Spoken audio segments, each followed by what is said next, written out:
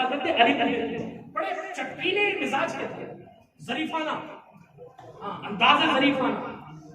تو اب وہ جو ہے حضرت کی دربار میں آئے اور انہوں نے جو ہے دربار میں آنے سے پہلے ایک چٹھی لکھی کہ ہاں بھائی دیکھو شیخ صاحب اور سے سنو میرے لالو، حضور غوث اعظم رضی اللہ تعالیٰ عنہ کو ایک خط پیغام لکھا کہ حضرت میں آپ کے یہاں آنے والا ہوں. بولے ٹھیک ہے آ جاؤ، کوئی مسئلہ نہیں ہے، دربار کھلا ہے اور ہمارے یہاں پہ لنگر چلتا ہی رہتا ہے. خیر میں یہ اپنی طرف سے عرض کر رہا ہوں، لیکن بولے آ جاؤ کوئی مسئلہ نہیں ہے. آپ نے کہا ادھر سے پھر پیغام آیا کہ ہمارے ساتھ میں شیر صاحب بھی آ رہے ہیں، جو ہماری گاڑی ہے جس پر ہم سوار ہوتے آئیں گے، جو ہماری فلائٹ ہوگی یا جو بھی بحث ہے وہ حضرت شیر صاحب ہیں، ان کا بھی کوئی جگاڑ کر لیجیے.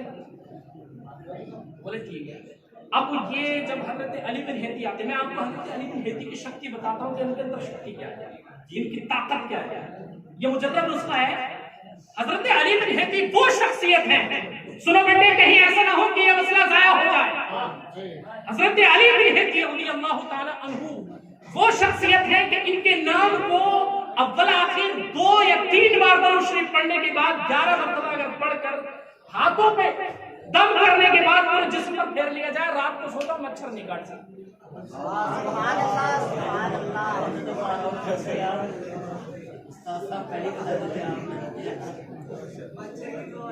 یہ حضرت علی بن ہیتی کی شان ہے. اتنی شکتیشالی میرے، اتنے شکتیشالی میرے حضور حضرت علی بن ہیتی. مگر کس سے بات کر رہے ہیں؟ حضور غوث اعظم رضی اللہ عنہ. تھوڑی سی مطلب مزاج کے اندر تھوڑا چٹکیلا پن تھا. حضرت علی بن ہیتی نے کہا کہ دیکھو بھائی اب ہونا چاہیے کچھ. تو حضرت علی بن ہیتی کو آپ نے پیغام لکھا کہ ٹھیک ہے آپ آ جائیں، کوئی مسئلہ نہیں، بالکل تشریف لائیے. آپ کے شیر کا بھی انتظام کیا جائے گا اور سوا شیر کا بھی انتظام کیا جائے گا، جو بھی آئیں گے سب کا انتظام کیا جائے گا. حضرت علی بن ہیتی شیر کی سواری کرنے والی شخصیت ہے. وہ شیر پر سوار ہو کے تشریف لائے. حضرت علی بن ہیتی شیر صاحب پہنچ کے لے کے آپ شیر سے ہوتے نے کہا پہلے بھائی ہمارا شیر کھائے گا. اب شیر کے بعد جو ہے وہ باقارہ، سمجھ کے نا، باقارہ باقارہ جی باقارہ وہ پیش کی گئی، سمجھ رہے. اب باقارہ کو جب پیش کیا شیر صاحب بولے اچھا چلو اب وہ تو اس پہ حملہ ہو گیا. اب جیسے ہی اس نے حملہ کیا حضور غوث اعظم کے در پر پڑنے والا، اس پر پلنے والا، ہڈیوں پر پلنے والا اس کو موڈ خراب ہو گیا. بولے بھائی اچھا ایسا کیا؟ بولے ہم تو ہڈیوں میں تو پلتے ہیں. مگر اس نے ہاتھوں ہاتھ اس کی گردن پکڑ لی شیر اور اس کو جب چھوڑا، جب اس کو ختم کر دیا. یہ اعلیٰ حضرت کا جو شعر ہے نا، شیر کو خطرے میں لاتا نہیں کتا تیرا، کیا دبے جس میں حمایت کا ہو پنجہ تیرا.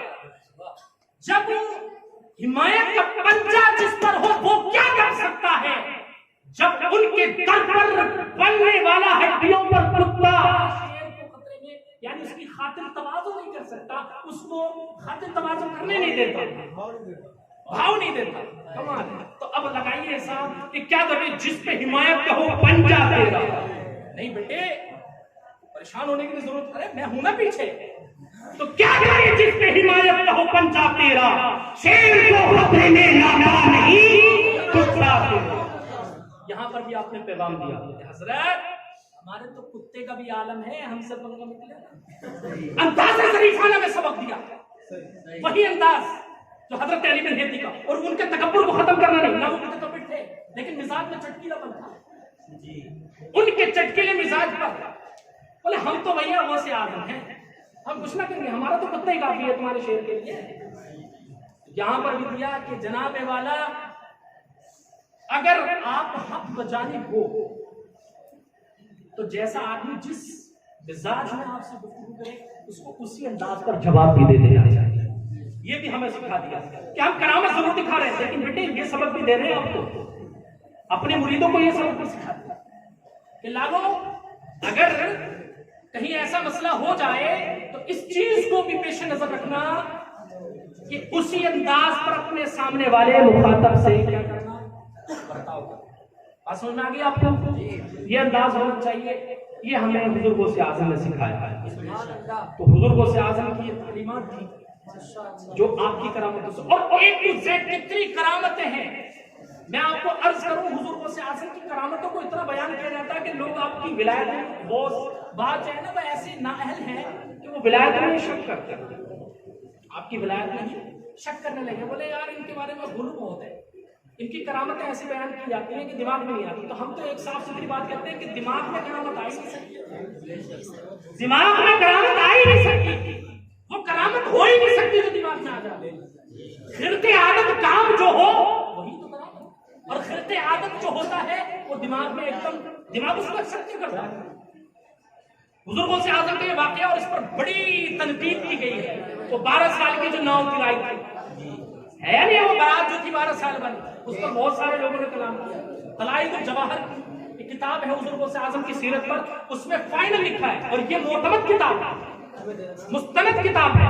اس کے اندر یہ واقعہ لکھا ہوا ہے کہ حضور غوث اعظم نے وہ 12 سال کی ڈوبی ہوئی بارات کو ترایا ہے، لیکن اس کے پیچھے بھی درس ہے، اس کے پیچھے بھی درس ہے. یعنی میں اگر آپ کو صحیح بات درس کروں تو حضور غوث اعظم کی تمام کرامتوں کے پیچھے یہ آیت کریمہ ضرور نظر آئے گی جو روشنی ڈال دی پیچھے سے. کنتم خیر امہ اخرجت للناس، تم بہترین جو لوگوں کے لیے. بھائی آپ کو اگر کوئی بھی ملے نا اس کو ہیلپ کی ضرورت پڑتی ہے، سہایتا کی ضرورت پڑتی ہے، اس کے لیے آپ ہمیشہ اپلبدھ رہیں. وہ کافر بھی ہے نا، رہیں یقین مانیے اس کے دل میں یقین کے ساتھ عرض کر رہا ہوں، اس کے دل میں مسلمان کے لیے تھوڑا بہت نرمی ضرور پیدا ہو جائے، کہے گا ضرور کہ یار واقعی مسلمان ہے. تو کسی کے لیے اگر آپ کچھ بھی کر سکتے ہیں نا، اگر شریعت اس سے آپ کو روکتی نہ ہو تو کر دیجیے. کوئی بیچارہ ٹرین سے اتر رہا ہے، اس کو آپ کی ہیلپ کی ضرورت ہے، بوڑھا ہے اور شکل و صورت سے نظر آ رہا ہے کہ ٹر والا ایک دم جنسنگی ہے، تو آپ اس کی مدد کرتے ہیں. ہو سکتا ہے کہ آپ کی اس ہیلپ کرنے کی وجہ سے، اس کی آپ کا اس ساتھ دینے کی وجہ سے اس کے دل کی کٹرتا ختم ہو جائے. ہمارے بزرگوں کا یہی وتیرہ رہا ہے، انہوں نے پیار بانٹ کر کے لوگوں کو پیار بانٹ کر کے ان کے دل میں بنے، اور یہی ہمارا انداز رہا. تو انشاءاللہ تأمرون بالمعروف وتنہون عن المنکر پر بھی انشاءاللہ پہلے ہمیں اخرجت للناس یہ بننا پڑے گا، لوگوں کے لیے اپنے آپ کو بنانا پڑے گا.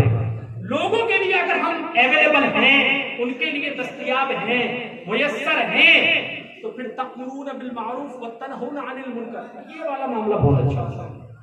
اور جب آدمی اچھائی کا حکم دینے لگے اور برائی سے روکنے لگے تو اس کے اندر کی برائیاں ختم ہونا شروع ہو جاتی ہیں، اچھائیاں پیدا ہونا شروع ہو جاتی ہیں. پھر وہ تؤمنون باللہ، اس کا ایمان مکمل ہو جاتا ہے. اس لیے تؤمنون باللہ کو بعد میں لائیں. بات سمجھ میں آگے نہیں آگے؟ تو ہم سب سے بڑی امت کب ہے میرے لال؟ کب ہے؟ اخرجت للناس بن جائے.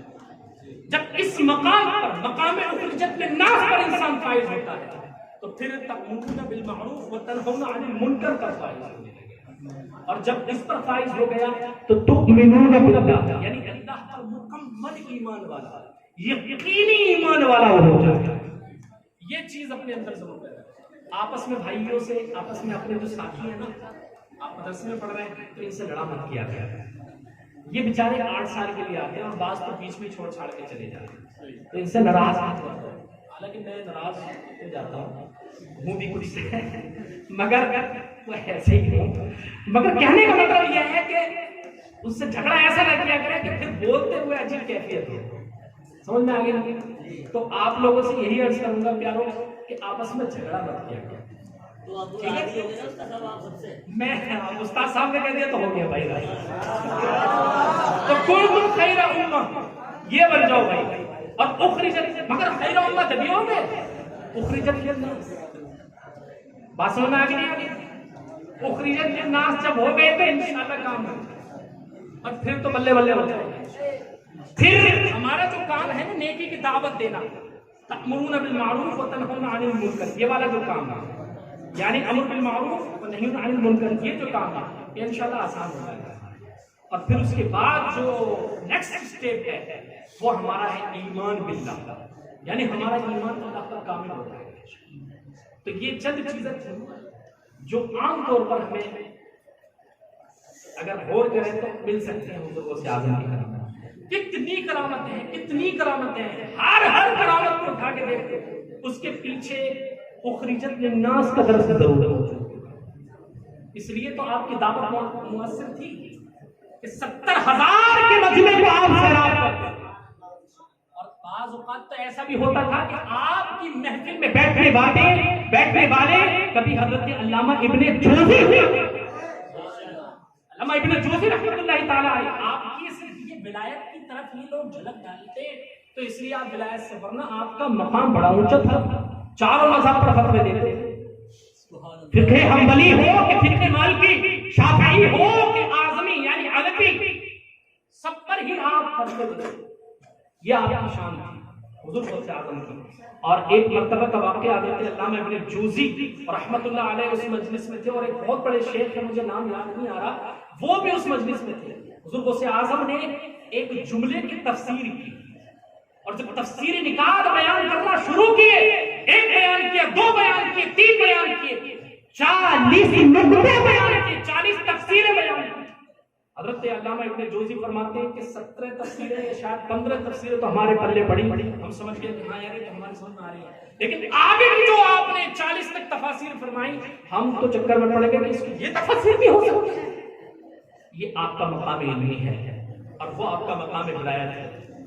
مقام ولایت یہ مقام علم پر فائز ہونے کے بعد، تو پہلے علم، اس کے بعد، اس لیے تو آپ نے فرمایا درست العلم حتی صرت قطبا، میں علم کو اس دن تک حاصل کرتا رہا جب تک کہ مقام قطبیت پر فائز ہو.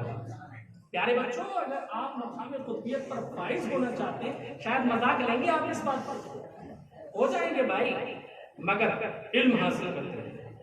اس کے اندر جو ہے نا استمرار ہونا چاہیے، ختم نہیں ہونا چاہیے. استمرار مازالیت ہونی چاہیے اس کے اندر، جو چلتی رہے برابر. تو جب استمرار ہوگا تو استقرار ہو جائے گا، اور جب استقرار ہو جائے گا تو انشاءاللہ ولایت کی منزل پر فائز ہو کر آپ قطبیت، ابدالیت پر انشاءاللہ فائز ہو سکیں. اللہ پاک ہم سب کو ان مقامات سے مشرف فرمائے.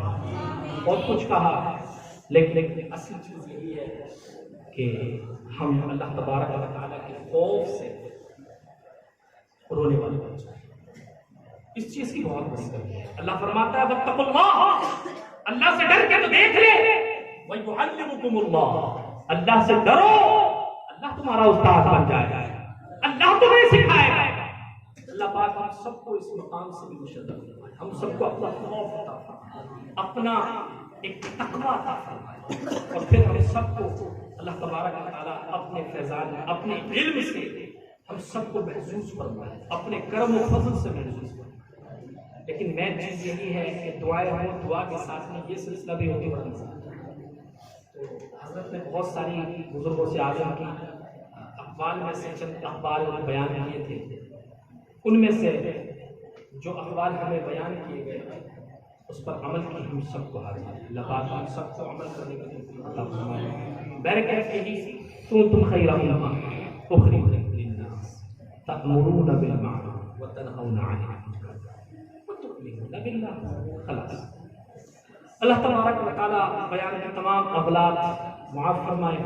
کوئی جملہ ایسا نکل گیا ہو جس سے ایمان پر کوئی مسئلہ ہوتا ہو، اللہ پاک اس کو بھی معاف فرمائے. تمام اسلامی بھائی، تمام طلبہ، استغفار استغفر اللہ ربی من کل ذنب واتوب الیہ بالمشهد لا الہ الا اللہ محمد صلی اللہ علیہ وسلم.